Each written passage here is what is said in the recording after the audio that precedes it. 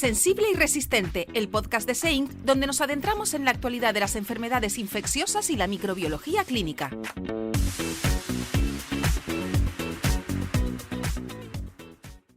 Hola a todos y bienvenidos a este episodio de Sensible y Resistente.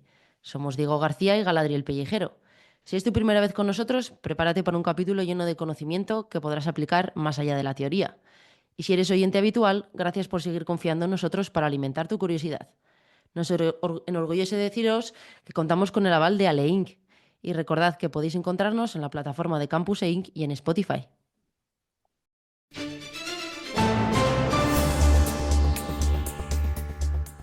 Y ahora, el parte infeccioso, como el parte meteorológico, pero adaptado a enfermedades infecciosas emergentes.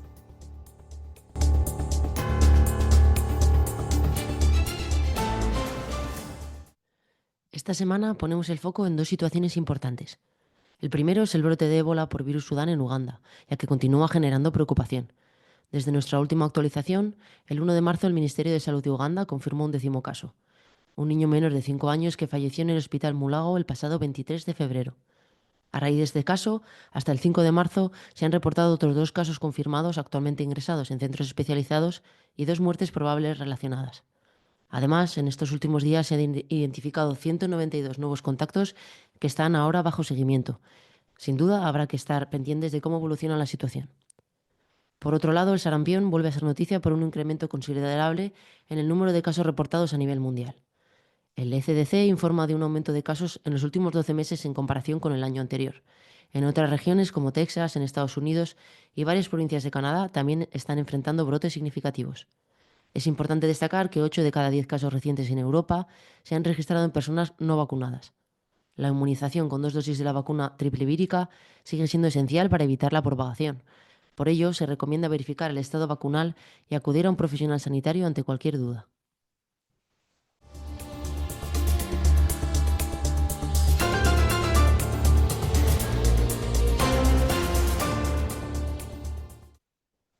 Pues muy bien, vamos a hablar hoy de un tema que tiene mucha chicha y que tiene mucha incertidumbre, que es la gripe aviar, el H5N1. Luego comentaremos y sobre todo que ha dado tantos titulares y debates que nos va a seguir dando. En el caso de Estados Unidos se han producido un número importante de casos y no sabemos si estamos en la previa de una posible situación pandémica y cómo estamos de preparados.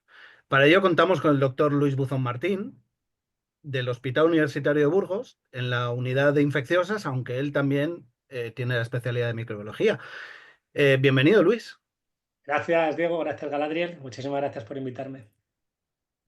Luis, para romper el hielo, hay algo que hemos notado y es que tienes un don para contar historias. Esa capacidad para capturar la atención y transmitir ideas complejas no es algo común, por eso nos encantaría saber cómo has desarrollado ese talento como storyteller, si es algo natural para ti o hay alguna experiencia particular que haya moldeado tu manera de comunicar. Bueno, gracias por lo que me acabas de decir. Nunca he tenido problema en hablar en público o en foros así, con lo cual supongo que eso ayuda. Y bueno, supongo que son talentos o capacidades que uno va desarrollando a lo largo de su vida. Y en este caso, pues bueno, supongo que el día a día, desde que era adolescente, pues me ha hecho tirar de labia y de alguna manera, pues bueno, supongo que ahora la aplico al mundo científico. Pero bueno, sin más, el disfruto estudiando y disfruto contándoselo a la gente que me quiera escuchar, pues los temas de los que pueda saber un poco más que los demás, si es que este es el caso, pero nada más, nada, no he hecho nada especial. Así que espero que el ratillo que pasemos ahora esté a la altura de lo que esperáis. Seguro que los oyentes lo van a disfrutar un montón. Luis, a modo de introducción, nos gustaría que nos contaras cómo hemos llegado a esta situación. ¿Cuál ha sido la cronología exactamente de este virus? Bueno, vamos a ver. Yo creo que para entender un poco lo que es H5N1 y dónde estamos actualmente, que básicamente es un brote espantoso en Estados Unidos, fundamentalmente en ganado bovino de leche, hay que entender mínimamente lo que es un virus de la gripe, ¿no? Ya sabéis todos que son ortomixovirus, virus con un genoma de ARN fragmentado. Esto es fundamental para entender lo que vamos a comentar la siguiente media hora, fundamental, 8 fragmentos de ARN. Son virus cuyo reservorio natural en la naturaleza son las aves salvajes, fundamentalmente. Si lo quieres ir un poco a taxonomía, son del orden anseriformes, esos son patos, gansos, mogollón de géneros diferentes y especies diferentes que tienen una característica común, que es que son aves migratorias, muchos de ellos, y muchos de ellos realizan viajes transcontinentales, y esto es crítico para entender la pregunta que me acabas de hacer.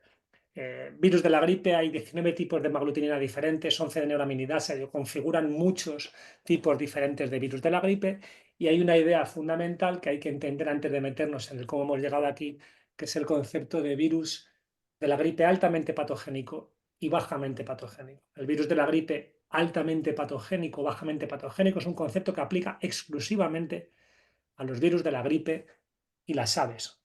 No se puede exportar a las infecciones en el resto de animales, sobre todo como los humanos. Y básicamente depende de la secuencia de aminoácidos concreta en la hemaglutinina, que se llama residuo polibásico. Entonces, si tiene determinados residuos de aminoácidos, esos virus de la gripe se convierten en altamente patógenos porque pueden activarse por proteasas tipo furina. Y eso hace que las aves que se infectan se mueran de forma prácticamente universal, frente a los de baja patogenicidad, virus bajamente patógenos, que producen cuadros muchos más leves en aves. Eso es una cuestión esencial. ¿De acuerdo? Entonces, a partir de ahí, H5N1 es un virus altamente patógeno para aves, porque presenta este residuo polibásico que mata a las aves con gran frecuencia y del que tenemos conocimiento desde hace 30 años. Entonces, ¿cómo hemos llegado a la situación actual? Fijaros que H5N1 no es una novedad. H5N1 debuta en la vida de los seres humanos coincidiendo con el Congreso de Vancouver del VIH, el mítico Congreso de Vancouver que sienta las bases de tratamiento antirretroviral de gran actividad. O sea, son casi 3 décadas de H5N1. Y yo creo que hay dos periodos de tiempo a diferenciar. 1996 a 2020. Del 96 al 2005 más o menos el virus está confinado en China y sudeste asiático. Se comunican casos aislados en humanos con alta mortalidad, muy alta mortalidad, con distrés, fracaso multiorgánico, ingreso en UBI. Pero bueno, es un problema local, es un virus más altamente patógeno como tantos otros de gripe, ¿no? Luego se va expandiendo por Eurasia, Europa, norte de África, hasta 2020. En el 20, aparte de COVID, algo pasa en H5N1 porque surge el clado, que es el que nos va a llevar hasta la historia actual, que es el clado 2344b. Los clados en gripe se definen por el linaje filogenético hasta donde puedes trazar los ancestros de la hemaglutinina. Y luego dentro de los clados, en función del paquete de genes que tienen, de esos 8 fragmentos que se pueden recombinar de unos virus con otros, ¿de acuerdo? Aparecen los genotipos, como ahora comentaremos. Pues bien, probablemente en 2020 en Europa H5N1, los ancestros de H5N1, recombinan con H5N8 de baja patogenicidad, esa es la hipótesis, y ese recombinante da lugar al clado 2344b de H5N1. Y probablemente las aves migratorias lo traen y lo diseminan por todo el globo. Antártida, África, continente norteamericano y sudamericano. Y comienza una epizootia absolutamente devastadora que ha tenido varias ramas. Ese clado 2344b se va a ir diversificando en diferentes genotipos, de los cuales los más notables a fecha de hoy son B313, que lo comentaremos en ganado bovino de leche, y D11, que ahora comentaremos. Pero no se queda solo en Estados Unidos. Las aves salvajes ayudan a diseminarlo fundamentalmente por todo el globo y en muchos mamíferos. Los mamíferos habitualmente en esta historia, que ahora profundizaremos, aterrizaremos, se comportan como animales que son callejón sin salida, es decir, fallecen y no hay transmisión estable entre mamíferos, pero hay excepciones, que lo ha complicado el problema muchísimo. La primera evidencia, y estoy acabando ya esta introducción cronológica, de que H5N1 se podía transmitir de forma eficaz entre mamíferos, fue en España, en granjas de bisones, ¿de acuerdo? En el año 2020, 2022, no me acuerdo de la fecha. La segunda fue un efecto devastador de la llegada de H5N1 a la costa oeste del Pacífico, en Sudamérica, arrasando todas las comunidades de mamíferos marinos, leones marinos, focas, etcétera, que aparecían desparramados, muertos por las costas del Pacífico, por H5N1. Y además se documentó neuroinvasividad, mucha afectación del sistema nervioso central, y parece que al final se consiguió documentar una transmisión estable entre mamíferos. Y ahí aparece el primer caso humano fuera de Estados Unidos por H5N1, en un chileno que vivía muy cerquita de la playa. Y la tercera rama de esta diseminación es la epizootia brutal que tienen los americanos, norteamericanos ahora, en ganado bovino por el clado B313. Es un poco, digamos, la cronología de la situación y cómo hemos llegado hasta aquí. Y bueno, a partir de ahí podemos ir aterrizando las cuestiones que queráis. Vale. ¿Cuál es entonces la situación actual en Estados Unidos? ¿Qué especies de animales se han visto afectadas?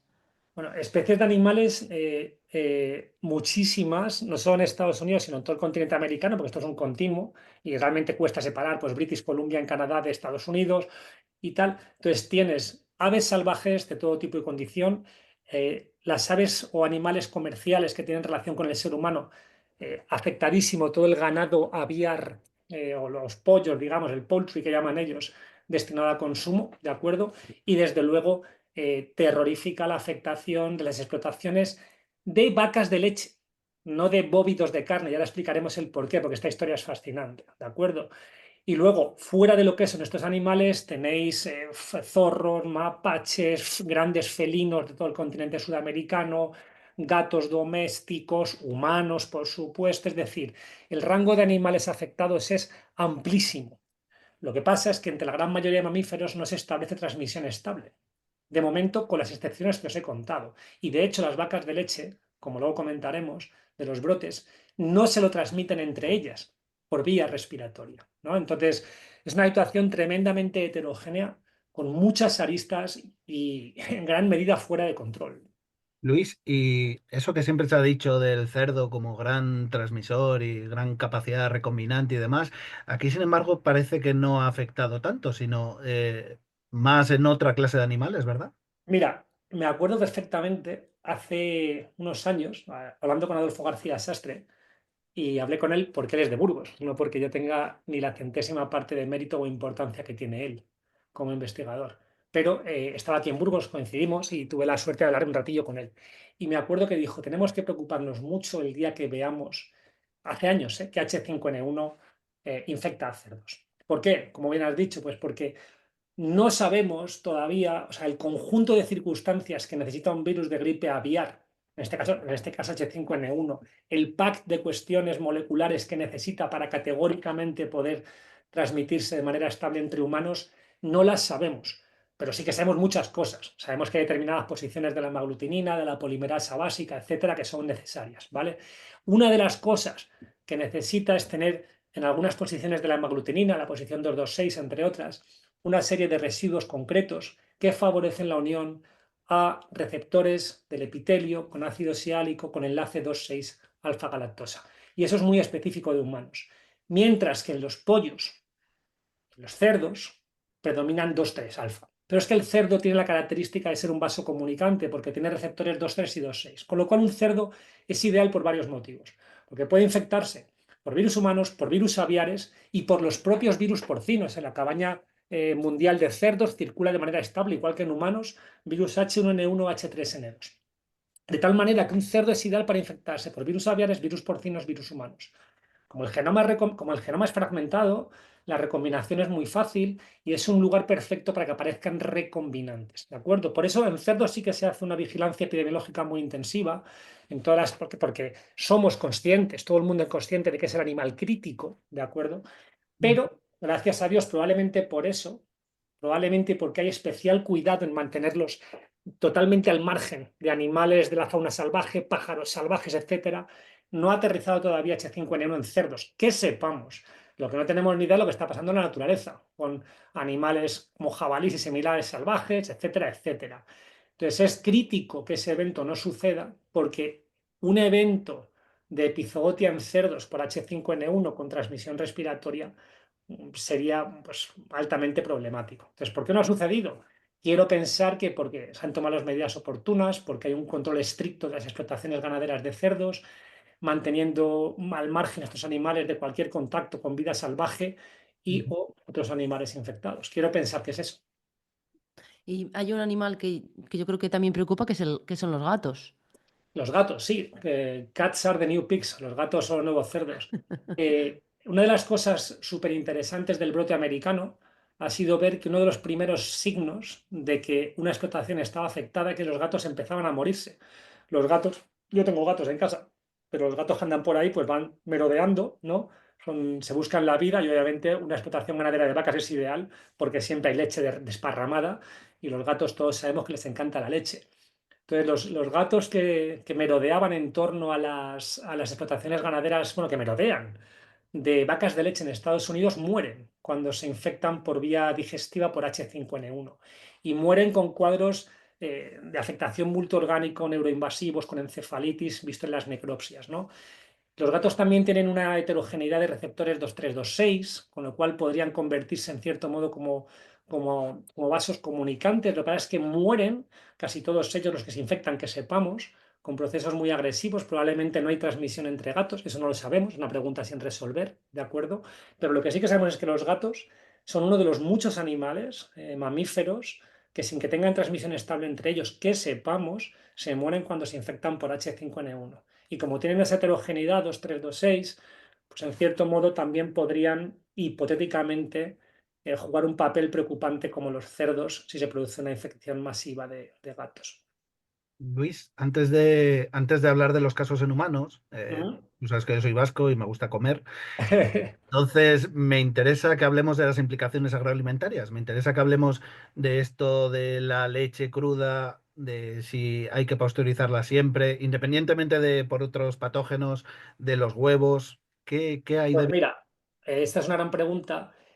Consumir leche cruda no es una buena idea, eso es indiscutible. Otra cosa, que ya es la cuestión gastronómica, es si los quesos de leche cruda están más ricos o no.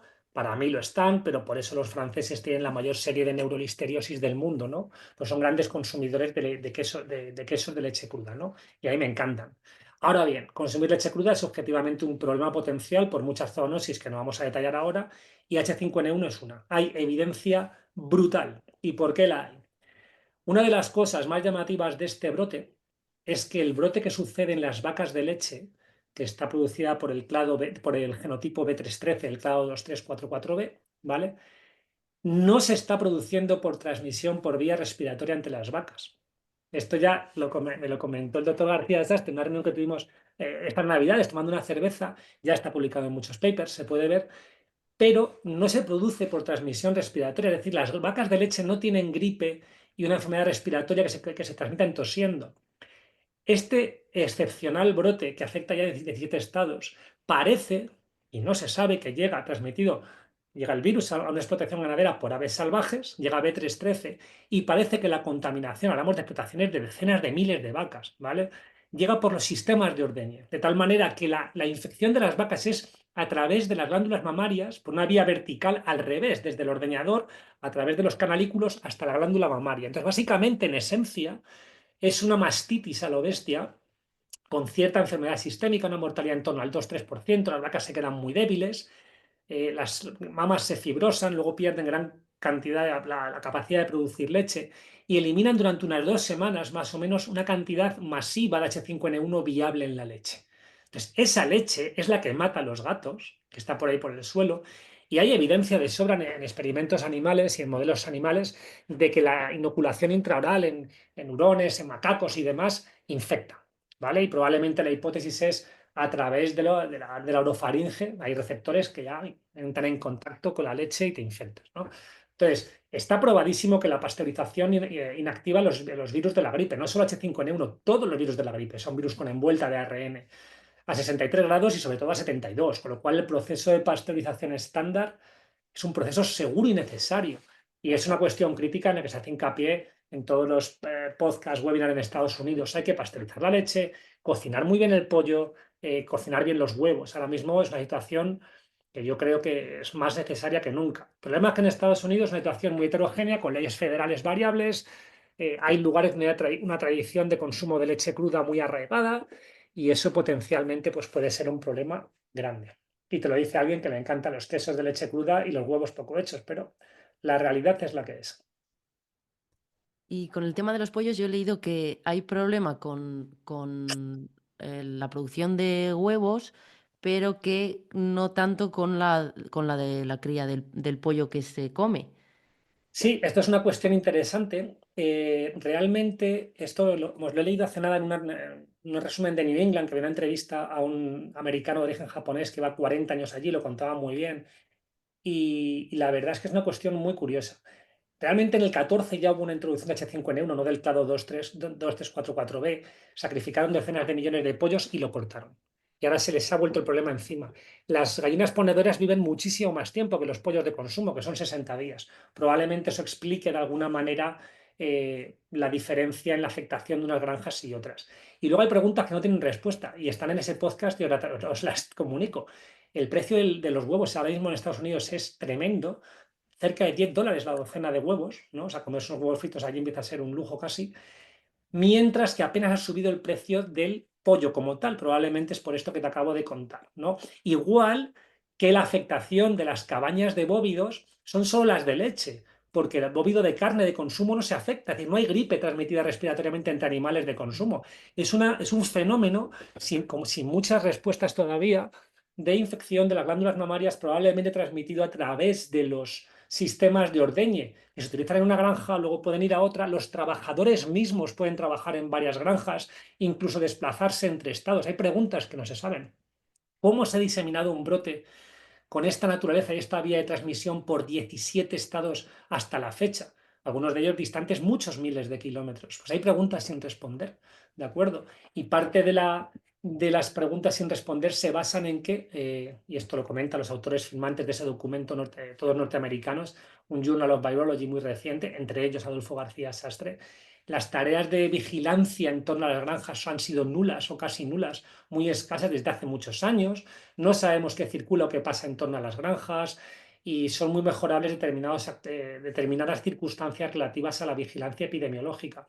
Y solo con una vigilancia muy intensiva, diaria, fuera de epidemia o fuera de pandemia o de epizootia, tú puedes entender los fenómenos cuando suceden. Si tú sabes que H5N1 está circulando, por ejemplo, en el caso de Canadá, sabemos que H5N1, el caso de la chica canadiense que casi fallece en la UBI, sabemos que es idéntico a lo que ya circulaba en las aves salvajes por el entorno de British Columbia. Entonces puedes entender el fenómeno, pero eso no es aplicable a muchas de las cosas que han sucedido en el brote de ganado bovino. Entonces faltan muchas respuestas por dar.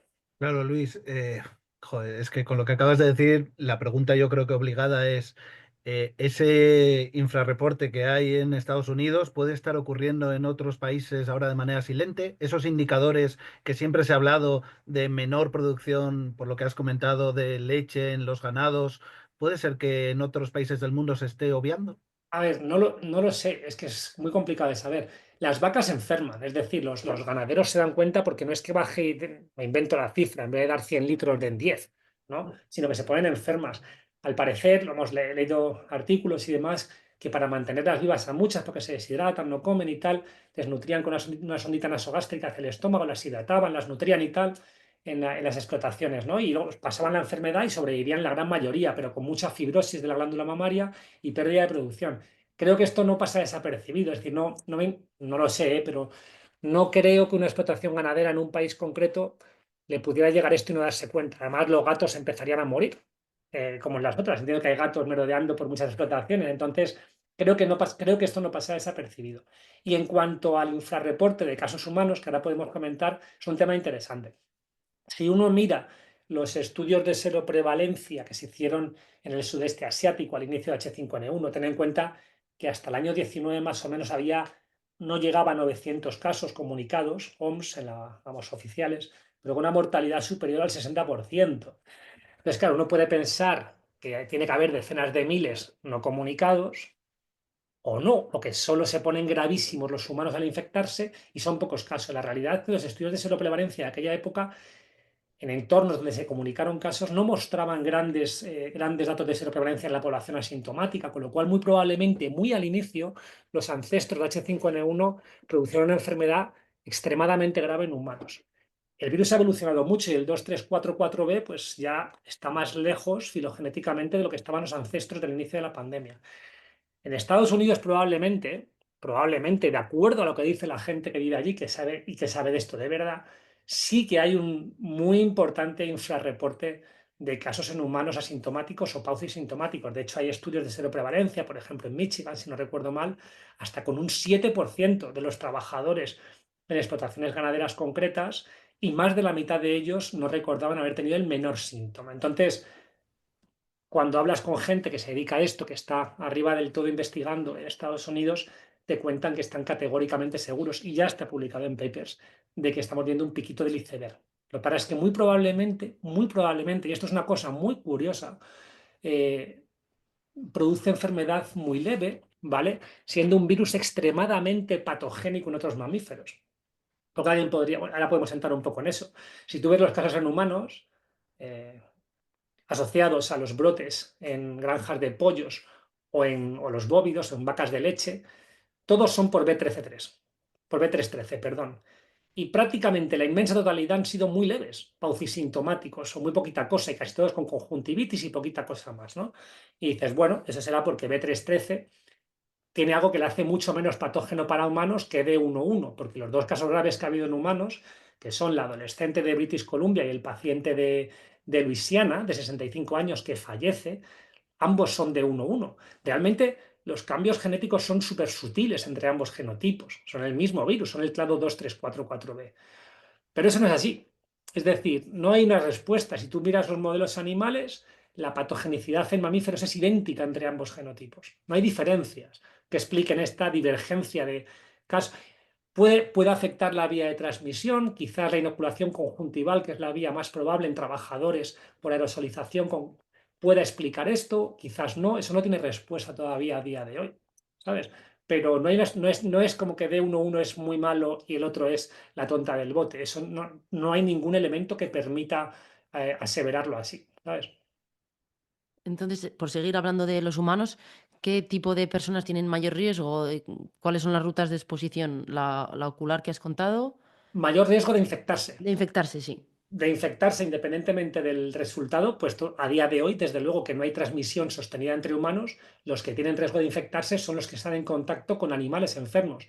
Y por supuesto, digamos, arriba del todo de la pirámide de riesgo, trabajadores de granjas en Estados Unidos de vacas de leche, trabajadores en granjas de pollos y toda aquella persona que esté en contacto con aves salvajes. Por ejemplo, esto lo ejemplifica muy bien el caso de Missouri. Este es un tipo de 65 años que tenía en el patio de atrás, en el backyard que dicen, tenía, no sé, patos o pollos, algunos bichos así.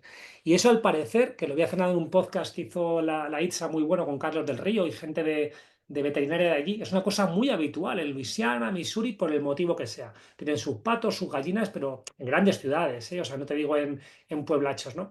Entonces, bueno, pues este hombre tenía exposición a aves enfermas que luego estaban enfermas al parecer en su propiedad y fallece de H5N1, ¿no? Entonces, pues la gente que tiene riesgo de infectarse a día de hoy es la gente que está en contacto directo, cazadores, gente que va, yo qué sé, pues a cazar patos, cazar gansos, o que porque sea los manipula o que los tiene, trabajadores de granjas de leche, etcétera. Y deberían, y sobre todo la recomendación de no acercarse a un animal muerto en el continente americano que sea un ave o un mamífero marino. Vas por la playa, anda, mira, hay un león marino muerto, vives en Chile, en el sureste de Chile, y estás en la costa, no te acerques, porque muy probablemente es H5N1, ¿no? O un pingüino muerto, un alcatraz, no te acerques. Y claro, perdón, Diego, has dicho bueno, que no hay evidencia de transmisión sostenida en humanos, ¿no? Pero que No la hay, que no la la hay. seroprevalencia en Michigan puede ser del 7%. No, en trabajadores Ah, en trabajadores. en Vale. trabajadores creo que la fábrica, vamos, la explotación creo que era de pollos o de vacas de leche, no me acuerdo. O sea que en un contexto de exposición muy concreto, muy probablemente se infecta mucha más gente de la que sabemos y mucha gente no enferma. ¿Se puede sacar la conclusión, por tanto, de que H5N1 es un virus que produce cuadros leves y que no es importante? Para nada. Se puede decir simplemente que ese es el panorama a día de hoy, pero es imposible a futuro saber lo que va a suceder. Claro, entiendo además que la N no es tan grande como para llegar a esas conclusiones, pero No, con el claro número de que. casos que ha habido, Mm. ¿hay algunas características clínicas que puedan ser diferenciales frente a otros virus respiratorios que podemos tener, aparte de esa conjuntivitis que has No, dicho por vía la conjuntivitis, porque una cosa muy curiosa es que la niña de British Columbia, es una chica de 13 años, obesa, un IMC de 30 y muchos creo que era, y asmática, poquita cosa más, pues una chica, por lo demás, pues supongo que normal y corriente, ¿vale? Como cualquier otra, debuta con conjuntivitis. Y esto es llamativo porque esta chica no ha estado expuesta a la epidemiología, no hay nada que sugiera aerosolización desde una fuente conocida, la mandan para casa y una conjuntivitis, nadie sospecha que eso puede ser H5N1, normal. Yo tampoco lo habría pensado probablemente, seguro, vamos, en ese caso. y a los 2 días viene con un fracaso multiorgánico, ingresa en la UBI, ECMO, plasmaféresis, etcétera, etcétera, ¿no? Entonces, es muy llamativo porque la conjuntivitis que uno puede asumir que llega por aerosolización, que probablemente llegue en un trabajador de una granja de pollos o de vacas, esta chica no está fácil de explicar, no tiene exposición conocida ninguna, no había nada epidemiológico, pero lo que sí era muy interesante de ese caso es que el virus está perfectamente caracterizado, está publicado en New England, toda su secuencia, las mutaciones que tiene la polimerasa en la hemaglutinina, que favorecen infectar a humanos, es idéntico al que circula en las aves salvajes en la zona de British Columbia. O sea que, en principio, ya os digo que la situación es esta, no hay nada clínico concreto salvo la conjuntivitis y no hay nada que permita diferenciar los casos de un clado ni de otro, más allá de que hasta la fecha los 2 graves han sido de 1-1. Pero no se pueden sacar conclusiones, como os digo, en modelos animales no hay ninguna diferencia entre la patogenicidad de ambos en modelos animales de mamíferos, con lo cual no estaría conclusiones de que uno es malo o el otro bueno o algo así. Yo creo que es una situación que habrá que vigilar súper estrechamente. Y en ese sentido, el CDC ha recomendado el subtipado de todos los gripes positivas que salgan, está claro, para evitar esos Claro, claro. problemas. Claro, la pregunta que te quería hacer es, ¿en ese sentido estamos intentando aprender de los errores que nos ocurrió con el COVID en ese momento, mejorar todo lo que es proyectos de secuenciación de esta clase de virus y poderlo seguir? Claro, a ver, yo creo que ahora que es el 5.º aniversario de la pandemia y tal, deberíamos huir de la tentación de decir que qué bien hicimos las cosas, ¿no? Porque una cosa es que las pasáramos muy mal todos los que estuvimos en los hospitales y otra que nos digamos que bien lo hicimos, ¿no? Hicimos lo mejor que pudimos y seguro que no nos dejamos nada de esfuerzo, pero hay que aprender de las cosas que se pudieron hacer mejor. Algunas no se pudieron hacer mejor porque no había recursos. Hacer una PCR cuando no había PCR, me acuerdo microbiólogos de mi hospital montándolos en plataformas de papiloma, como, pues cada cual como pudo y tal, heroicamente currando 30 horas al día y tal, ¿no? Pero, por ejemplo, una cosa que tendríamos que tener muy claro ahora es que si esto, ojalá que no, Dios no lo quiera, llega a ser una pandemia que afecta a humanos, tenemos que tener la posibilidad del segundo uno de hacer una PCR de H5 a todo el mundo con un cuadro clínico así. No si viene de Luisiana o de Missouri ha visto una vaca, ¿no? Que era un poco la situación que ahora la recuerdas, claro, era demoníaca al principio del COVID. Pero es verdad que es verdad que es que tampoco había recursos para poder hacer, no había torundas, las PCRs caseras, los microbiólogos heroicamente las montaban como podían en los hospitales. Y claro, estábamos muy limitados. Eso idealmente no debería suceder en ninguna situación. Y en Estados Unidos, de hecho, la recomendación es categórica de que toda la gente que ingrese con gripe estacional se le subtipe. Si no es H1 o no es H3, que es lo que circula estacional, hay que subtipar. Entonces, idealmente, confío en que se haya hecho así, ojalá, porque es la manera de poder trincar casos de H5 que si no, no hay manera de verlos. Claro, si solo esperas a diagnosticar los que estén distresados en la UBI, te vas a comer cientos de casos aparentemente, ¿no? Entonces, esa es la recomendación del CDC y bueno, vuelvo a insistir en que ahora que algún día ponderar el trabajo de los microbiólogos al inicio de la pandemia, que bueno, yo creo que no se les ha dado suficiente valor y fue una auténtica locura y una pasada lo que hicieron. Y no yo creo que no se les da todo el mérito que merecen ni el reconocimiento que merecen a lo que hicieron durante toda la pandemia, pero sobre todo al inicio, que era una situación totalmente demencial para todos, pero para ellos demencial. O sea que bueno, vaya eso por ellos. Y ahora que hemos echado la vista atrás a la pandemia del COVID, ¿qué nos pueden enseñar los brotes históricos de gripe sobre la actual?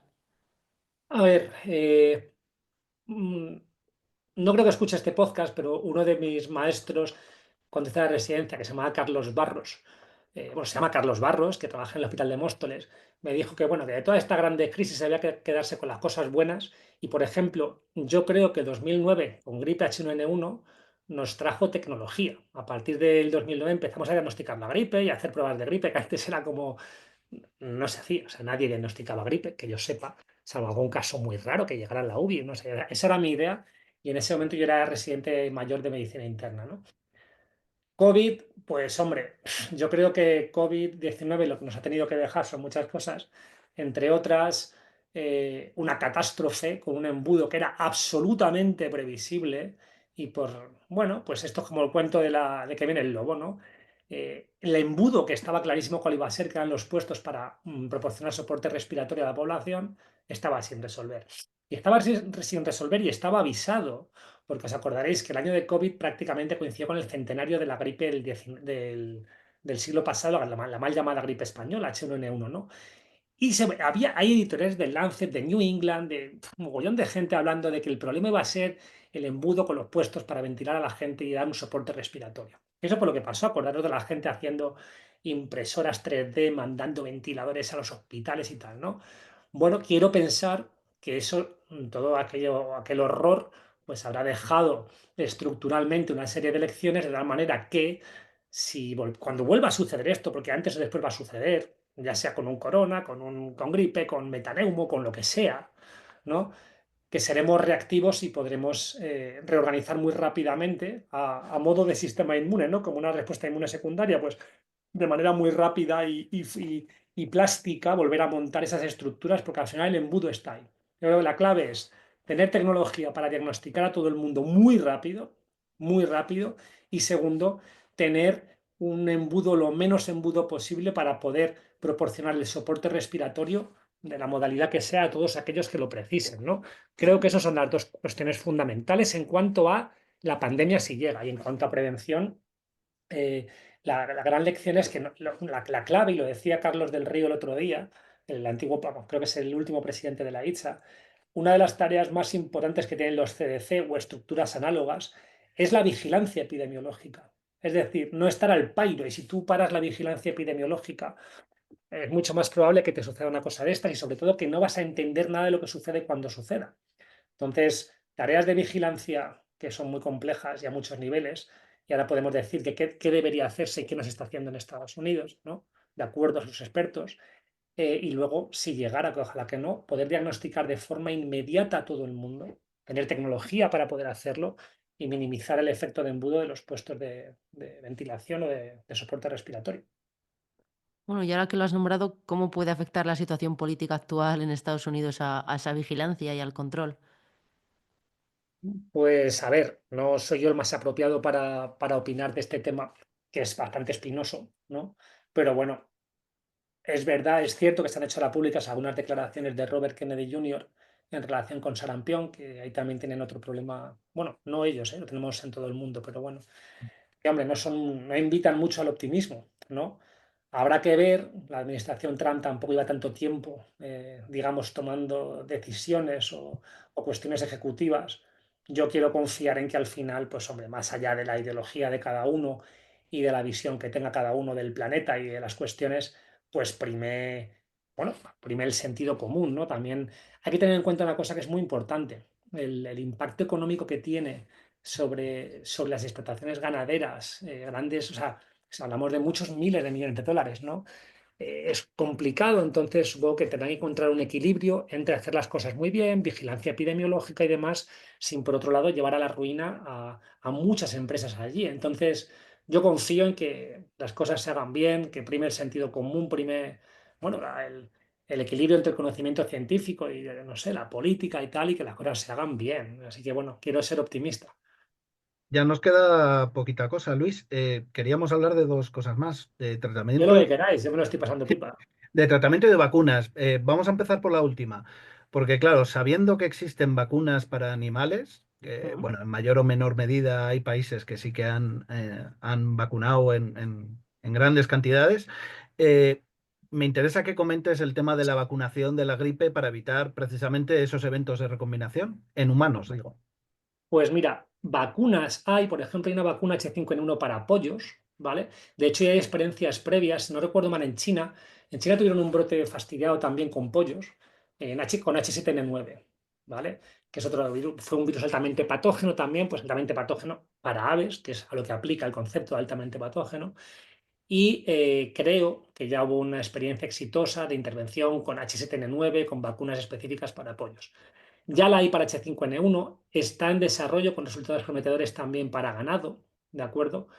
Y para humanos, pues hombre, idealmente, si hubiera una vacuna candidata para el genotipo circulante actual, P3, 13, D11, que se pudiera aplicar a poblaciones de gran riesgo, trabajadores y demás, podría ser interesante sobre todo para minimizar la posibilidad de que se afecten humanos, de que se infecten humanos, de que el virus evolucione según va infectando humanos y minimizar esa posibilidad de que el virus en un momento dado adquiera esa serie de cuestiones que le den la transmisibilidad entre mamíferos, en este caso entre humanos, que es lo que nadie quiere mencionar, porque lo que le falta al virus es transmitirse entre humanos, ¿no?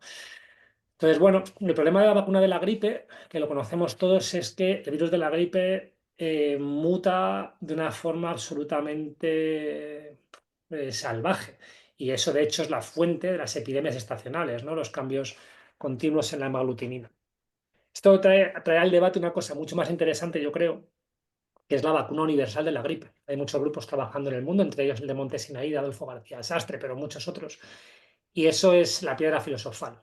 Es un proyecto que lleva mucho tiempo en desarrollo, que básicamente lo que intenta es diseñar una vacuna candidata frente a epítopos superconservados que no varíen las diferentes hemaglutininas y por tanto conferiría protección universal frente a cualquier virus de la gripe. Eso es, yo creo, vamos, que el que la llegue a desarrollar creo que es un Nobel garantizado porque eso respondería y pondría fin potencialmente. Pues igual que en su día se acabó sarampión o en su día se acabó viruela, ¿no? Pues eso pasaría teóricamente con gripe con una vacuna universal. Eso está lejos de suceder todavía probablemente o más de lo que nos gustaría. En cuanto a H5N1, pues la cuestión que a mí me asalta y no tengo una respuesta para esto es si una vacuna candidata para el genotipo circulante actual sería efectiva dentro de X meses, si Dios no lo quiera, nos enfrentáramos a una pandemia, porque el virus ha podido evolucionar, puede cambiar la hemaglutinina. Eso lo hemos visto, por ejemplo, con la vacuna de SARS-CoV-2, ¿no? Cuántas versiones han ido saliendo para cubrir los sucesivos genotipos, con los monoclonales frente a SARS-CoV-2 contra la Spike, lo que era válido ya no funcionaba a los 3 meses, porque al final el virus evoluciona y escapa. No tengo una respuesta muy sólida a este respecto, no te sabría decir. Y en animales, pues lo que te he contado, hay una en pollos ya, hay en ganado cosas prometedoras y veremos. En cuanto a antivirales, por ejemplo, en el caso de la chica de Canadá, se le trató y se documentó posteriormente, el virus se cultivó, se rescató, o sea, está perfectamente documentado el caso, inicialmente con inhibidores de neuraminidasa, con el Seltamivir, posteriormente con vamos, luego se añadió a los 2-3 días, porque la evolución era catastrófica, Valoxavir, un inhibidor de proteasa, y en último término un inhibidor del canal M2 con amantadina, ¿no? Entonces le dieron triple terapia, pero o sea, me refiero que ahí no hay base ninguna de evidencia. Es, bueno, pues esta chica se está muriendo, le damos todo lo que hay, igual que le hicieron plasmaféresis, le pusieron ECMO y oye, la chica se curó, ¿no? Entonces, sabemos, hay reportes y tal, de que estos dos genotipos circulantes conservan la susceptibilidad a estos fármacos, inhibidores de neuraminidasa, de proteasa y de canal M2, pero claro, eso es hoy. Entonces veremos qué sucede en un futuro. Pues idealmente, más moléculas. Yo no estoy al corriente de que haya más moléculas en desarrollo, probablemente las haya, pero desde luego ahora mismo no lo sé. Y si las hay, si tienen actividad o si la tendrán en un futuro, no lo tengo muy claro. Los antivirales son fundamentales, obviamente, es que uno quiere pensar que van a aportar mucho.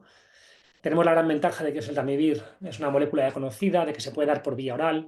Eso no existía al comienzo de SARS-CoV-2, ¿vale?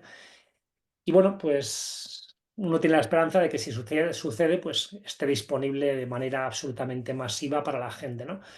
Pero estos son todo hipótesis absolutas. Y a la pregunta del millón de si va a suceder una pandemia y tal, no tengo ni idea, ni yo ni nadie, es imposible de saber, es imposible cuantificar el riesgo y todo lo que se puede decir, y aquí reproduzco la de los verdaderos expertos a los que me dedico a leer, que yo no lo soy, yo simplemente os cuento lo que me he leído y un tema que me gusta es que cuanto más mamíferos se infecten, cuanto más estable sea la transmisión entre mamíferos, cuanto más se perpetúen los brotes que afectan a mamíferos, cuanto más gripes estacionales pasen con humanos infectándose por virus estacional, más, al final, más riesgo hay de que pueda suceder. ¿Es un riesgo altísimo y tal? Pues no, probablemente no, pero bueno, riesgo existe, ¿vale? Y la situación en Estados Unidos, pues ahora mismo es complicada. Veremos, es que es imposible saber.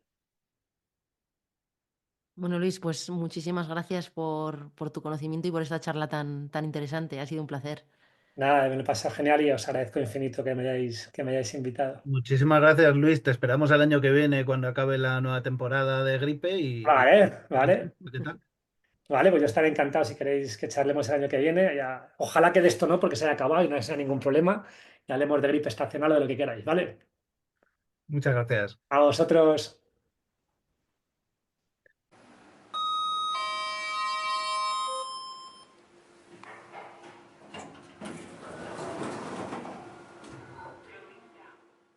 Cambio de guardia. Hola, ¿qué tal? Buenos días. Hola, buenos días, ¿qué tal? ¿Subes o Sí, voy a las 12. a las 12? Oye, mira, perdona, es que me suena tu cara mogollón. ¿No serás Ariadna Padullés? Sí, soy Ariadna, ¿qué tal? Del servicio de farmacia de Belviche. Sí. Llevo unos años allí. Tú eres de micro, ¿verdad? Sí, es que hace mucho que no me paso por farmacia. Mira, el otro día leyendo Sein vi que habían publicado una cosita vuestra, ¿verdad? Sí, han publicado nuestro estudio del VINCAT del consumo de antimicrobianos en Cataluña de los últimos años. Sí, muy bien. Cuéntame un poquito. Pues bueno, en ese estudio lo que miramos era cuál era la evolución del consumo de antimicrobianos a lo largo de los años en pacientes adultos de hospitalización y pediátricos. Y bueno, incluimos 72 centros, o sea que muchos, la verdad. Y para la población adulta es una serie de 15 años, o sea que bastante, ¿no? Nos permite ver bastante las tendencias. Así que para los adultos utilizamos las DDDs, que es el indicador estándar por la OMS, y para la pediatría las DOTs. Y vaya, lo que vemos es lo que ya casi todo el mundo sabe, ¿no? Que hay una tendencia a la alza del uso de antimicrobianos, sobre todo los antibióticos, ¿no? También analizamos estos datos según el servicio, ¿no? Médico quirúrgico y UCI, y según el tipo de hospital. Y lo que vemos es que en el caso de antibióticos sí que hay un consumo que subió mucho en los primeros 5 años, pero luego se estabilizó un poco, ¿vale? Y lo que nos pasa en estos 2 últimos años es que vemos que el uso de antibióticos en UCI ha aumentado bastante, ¿vale? Bastante, y es un poco alarmante, ¿vale? Pero bueno. Y mira, Ariadna, el incremento de ese consumo alarmante es a costa de los nuevos antibióticos. Pues básicamente es a costa de los carbapenems, ¿vale? Y de los, digamos, grupos de fármacos antigram positivos, ¿no? Pues vancomicina, daptomicina, teicoplanina, linezolid, teizolit. Y estos son los dos grandes grupos que aumentan mucho, ¿vale? Y es un poco preocupante. Pero bueno, esta tendencia también se ve en otros servicios, pero bueno, y en otros ámbitos, pero en otros países, quiero decir. Y bueno, se está como intercambiando el uso de antimicrobianos. Estamos utilizando bastante amplio espectro, vaya. Vaya. Pues nada, muchísimo ánimo con el PROA. Oye, me quedo en esta planta, que esta es la mía, la octava. Y Vale. que nada, que muchísimas gracias y muchísimas felicidades por el VINCAT. Y ya nos vemos. Vale, muchas gracias, que vaya muy bien. Adiós, buen día.